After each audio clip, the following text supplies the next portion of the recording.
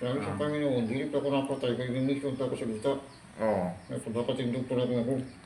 Amon sabi sa Panginoon. Yan. Nagalakot ako ng gabi. Nagalakot ako ng gabi. Oo. May mission ka ba di sa mundo? Nagato nga ako sa bukid. Hindi ako anak ko sa akin sa bukid. Oo. Hindi alis. Nagkasakay na ako sa tayo. Nagkalayo na ako. Oh, nakakato ka sa bukid? Oo, nagkasakay na ako sa tayo. Kung Amo? Grabe ni mo ko ano? Ganun sa tikaling. Nagpaya, nagtagali ng papangawit. Oo. Na Ay, kung hindi siya sa mga bata. amaki mo na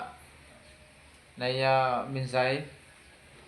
Nakakamangha talaga. Kahit ganito lang itong pinsan ko, nagkahiga. Pero, nandyan pa rin sa kanya ang puso na nagatuod sa Ginoo. Kaya, intagahan niya sa Ginoo sa halawig na buhay, maski irog siya na 28 years na nagahigda sa Aligad ko na bani. 40. Na 40 ko na ako, Oo. 52. Yan. Ada. 43 anyos na yun na akong pinsan.